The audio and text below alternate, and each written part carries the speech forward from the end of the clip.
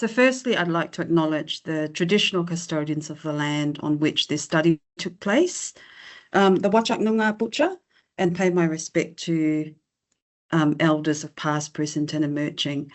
I also want to extend this respect to the country I'm tuning in from today, the beautiful lands of the Turrbal and the Yurika country out in Brisbane, and to all Aboriginal and Torres Strait Islander people across this continent. I honour your enduring sovereignty, cultural knowledge and strength. And because the past is not just history, its legacies are living and felt daily, and they continue to shape the present and the future we all build together.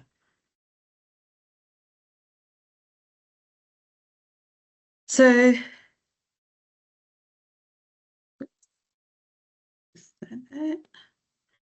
I just want to begin by honouring the incredible Aboriginal women and families who entrusted us with their stories of post-release. Their courage and wisdom shaped this work at every step. This project was held by the strength of community and the deep guidance of elders and 5 powerful matriarchs on our cultural advisory group. And I just want to say a very, very special acknowledgement to Joanne Ugal, who is one of our cultural advisory group, and I think she's present in the room. And also to Associate Professor Dr. Carol Dowling and many others. Their leadership, truth-telling and cultural knowledge made this journey possible. So it's such a privilege to walk alongside them. So today, I just want to share a presentation really grounded in the lived experiences of Aboriginal women and families impacted by incarceration. So this work is based on my doctoral thesis and with a particular focus on what families told us. So their pain, their resilience and their vision for justice. So the title is kind of, you know, it's not just a sentence, which means, and it kind of really sending the message that reminds us that incarceration affects entire kinship networks and not just the individual woman involved. And these are stories of survival, but also cultural strength and resistance. So I suppose one of the strongest or kind of the key messages from the research was that Aboriginal women do not return home alone. And it's the fact that their incarceration, which sending the message that their incarceration ripples throughout entire families, children, the grandmothers, aunties or cousins and community carers. So families kind of carry that emotional and cultural burden of systems that have failed women for generations. And I think one of the quotes there really does kind of tell the story, or like one from the elders that were the ones picking up the pieces every time. So this isn't just a criminal justice issue, it's a community wellbeing issue.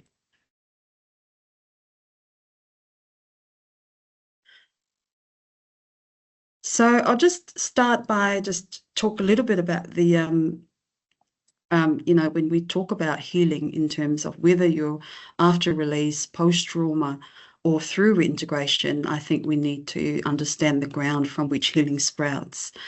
And, you know, in Aboriginal and Torres Strait Islander context, in terms of health, has never meant just physical or mental wellness in isolation. And I think the concept of social and emotional well-being really kind of captures something a lot deeper. And as defined by Professor Dudgeon in one of the papers with some of the colleagues, I think it was 2020, where the social emotional well-being is holistic and relational. And it includes a person's connection to family, to kinship, to community, to culture, to country, to land, to ancestors and spirituality. And not just their body or mind. So which means that when the woman leaves prison or when women come out of prison, her well-being and healing cannot be judged purely by her own psychological or physical state. And I think it's kind of when we were doing the data collection and hearing the stories of families and women that we must also then consider as services or as practitioners that Is she reconnected to family? Is the housing stable, or is there a cultural safety? Is there kinship support? And is there a space for identity, for culture, and for country ties? So and this is, I suppose, that the some of the really, and I think we'll show through the key quotes from the families, but also the women from this research, is why traditional post-release support often fails. That it tends to really treat people as isolated individuals in some sense, which is often ignoring the complex web of relationships and history and that shapes people's lives. And I suppose by naming or just bringing up the social and emotional well-being at the start of a presentation, kind of really giving ground of everything in a culturally appropriate understanding of well-being. And I suppose part of that throughout the research, or from gathering the stories of Aboriginal people in this research, that that culturally appropriate understanding of well-being, that one that aligns with their Aboriginal ways of being, knowing and healing in the through care. So our methodology was guided by Yanning, and this was purely not just as a method of data collection, but as kind of a framework, or a decolonizing framework, really rooted in relationality and reciprocity. So I was quite really inspired by the work of Atkinson and Kennedy. Those are both Indigenous researchers in the space, and we'll talk more about yarning. And this is just to ensure the transparency and navigate the tensions of working across Indigenous, but also Western research spaces. And for us, or for this research, this meant honouring cultural ways of knowing while also navigating their institutional requirements. Our approach was quite deeply collaborative, challenging at times in terms of navigating those the bureaucracy and everything associated with ethics, but the trust and the centrality of the Aboriginal women's voices throughout the entire process. And you'll see it through the quotes that we represent as something that's to tell a story, or from the voices of Aboriginal communities. So with the recruitment and data process, elders were not just consulted, they were embedded in the governance of this research. So we did establish a reference group of 5 respected women elders who guided our culture protocols and provided mentorship throughout key milestones. And their involvement was essential in upholding culture safety, ensuring that respectful analysis, and we're not just over-analysing what was collected, and interpreting of findings in ways that really kind of shifted the idea of honouring lived experience rather than just collecting the data to tell a story based on research. So for the analysis, we applied Braun and Clark's thematic approach and supplemented with a timeline script analysis by Kitley. And so we didn't do the timeline script analysis within the actual PhD, but it was something that we're going to be looking at separately. And it's kind of really helped us in the way to see women's experiences over time, but also revealing cycles of release, service breakdown, and reincarceration. And I suppose the most important thing is that identifying some of the critical moments for intervention and support from a cultural perspective. So what families told us, the slide really kind of captures the heart of the findings from the families. And I'm just going to focus this particular presentation as from the voices of families. And of course, these are not new concerns. Families have been raising them for years and years. And what we're seeing, or kind of the overall message, that it was still not being addressed systemically. So this map captures the breadth of insight, pain and strength shared by Aboriginal families. And it kind of also really reveals a system that often adds harm, but also community that carries, the deep knowledge, connection and solutions. So And I suppose as researchers or practitioners in the area, we are being invited to listen, to actually walk alongside and to really kind of honour these voices in the way we design or the way we fund and deliver supports to women and families. And I'll go through each of these in different themes that come up. So families reported the absence of support within the through care space, service drop-off at the prison gate, and often women were released to nothing. So no housing, no medication, no food. And it's families that often kind of really absorb that crisis, which often silently. And this is just the one quote, but there were multiple quotes that also spoke about and tells the story of the reality of coming out of prison.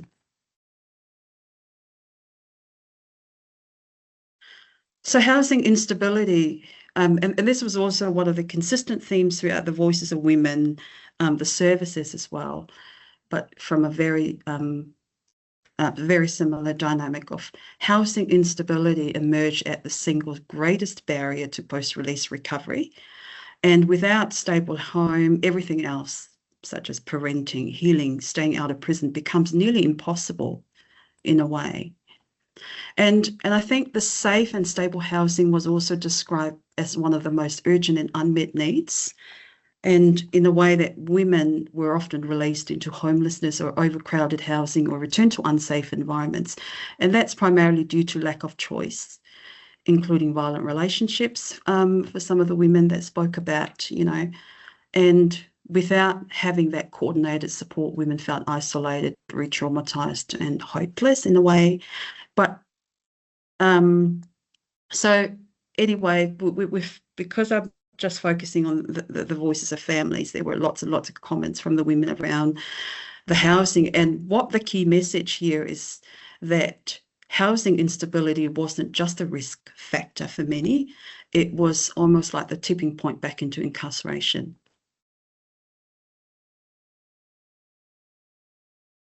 So again, the issue of institutionalization. So for some women, prison becomes the place where they know what to expect in terms of meals and, a routine. And this kind of really damning indictment of our systems that carceral spaces feel safer than community, which is, so in a way that when we spoke with families and the women, what came through so clearly through this section here is that their so-called offending was almost always the visible tip of much deeper iceberg. And that was poverty with homelessness, child removal violence, mental health crisis, addiction and trauma. So if we really kind of think about it, when we collected that, we also kind of reflect on that these are not criminal problems. These are social problems, and that are often reframed as criminal because I suppose it's a lot cheaper and easier to punish than to care. And for some, prison was the first time anyone made their age, and people, and this is the message here is that not because prison is safe, but because their lives outside are so structurally unsafe. And a lot of those issues, the systemic issues.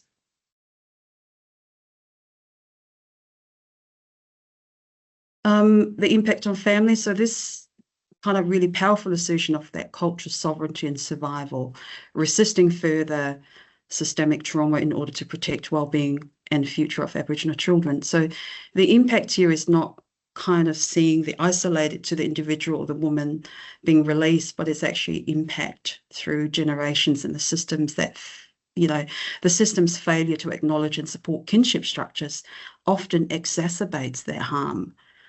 And just from the voices of the elders who are caring for the children or young children, that tells the story. So again, racism and discrimination was also one of the consistent themes throughout, from the voices of women, families, but also service providers. So it really shows that racism wasn't a side theme, it was everywhere, according to families. And we've spoke about lots of families talked about being judged or excluded, dismissed. And these experiences kind of really erode trust and dignity.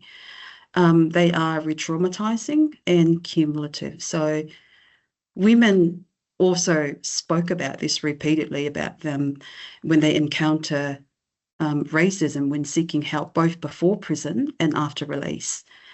Despite those cultural frameworks being referenced in policy, and what they experience on the ground was often dismissal, judgment, or outright exclusion.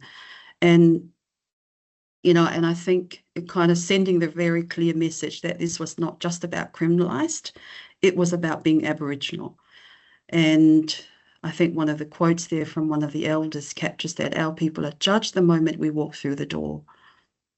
And I think for us as well to really reflect on the issue that it's essential that we distinguish these racialized experiences from general stigma, because racism isn't incidental. It's kind of really defining structural barrier that must be addressed if services are to be truly safe and accessible for women and families.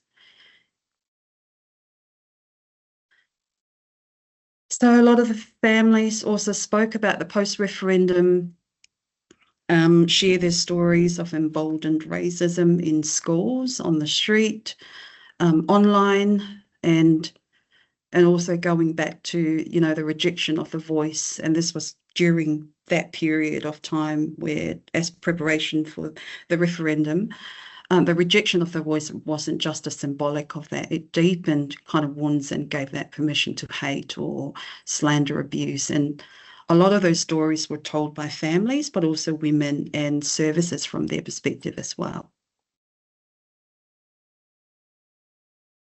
Child protection is experienced not as safety, also seen through the voices of family as harm, but as harm.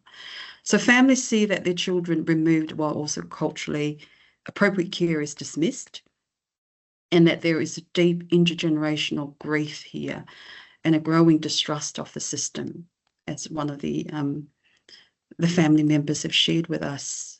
Why would Aboriginal family trust child protection? Look at our history. And then there was many other comments around the challenges or the experiences of racism and discrimination accessing these supports.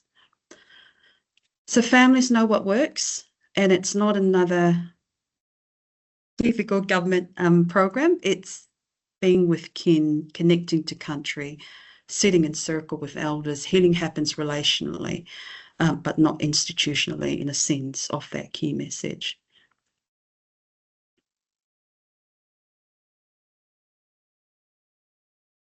So this slide was one of the biggest also theme consistent throughout the 3 studies, and it's about honouring the centrality of Aboriginal people with lived experience, and the women who've been inside, their grandmothers, raising grandchildren, the brothers, the aunties, the cousins, navigating the justice, housing and child protection system every single day. And too often, when we hear the stories, that too often they are spoken about but not included in the rooms where decisions are made.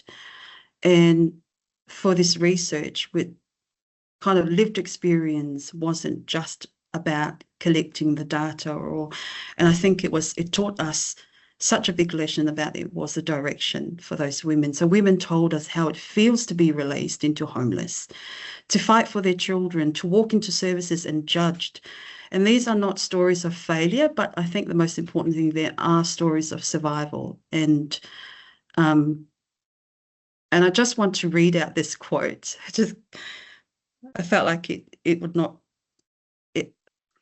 It's coming from women with lived experience. I tell you what, these girls I've done jail with previous, I think the most powerful thing when they got up and share their story, I feel it's very important that they're not alone gives hope, and hearing it from your own kind, it's more powerful.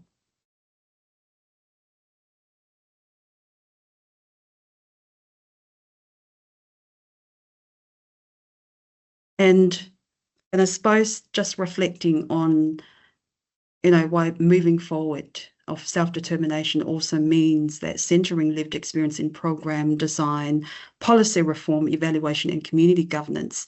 And because real justice begins when we start to see the shift of power and acknowledge lived experience as both not just to truth telling or telling their story, but also in leadership positions as well to lead.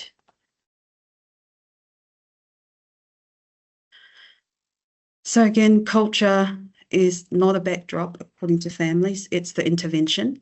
And these moments of joy, learning and connections are where healing takes place. And supporting families means also resourcing culture and not just services.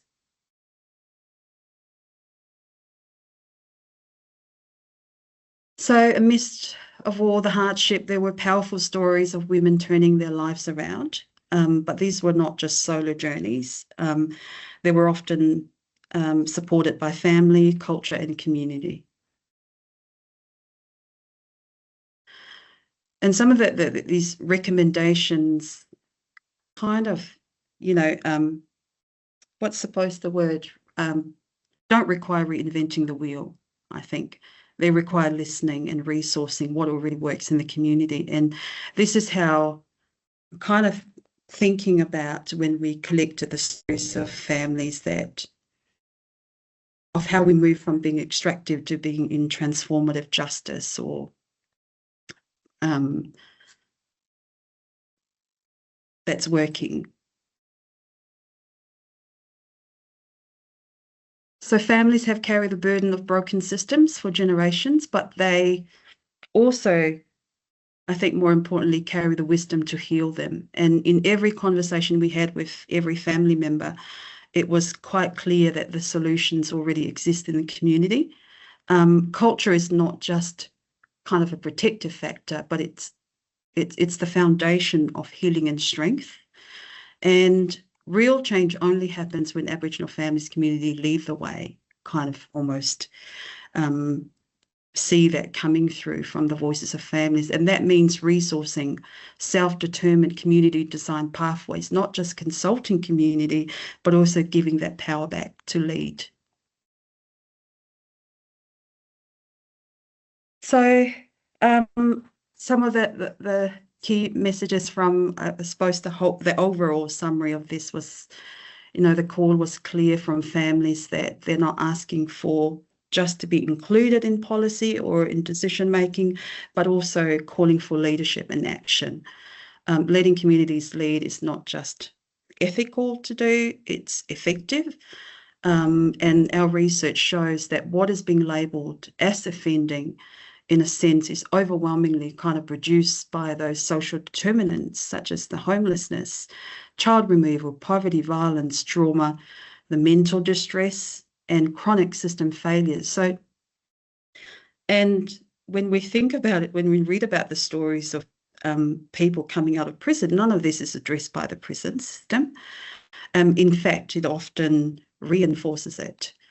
And when we talk about closing the gap on all the targets, and I think one of the key things that one of the families, and I haven't put the quote up there, is that targets don't actually work when the underlying system refuses to change in a way. So services don't work.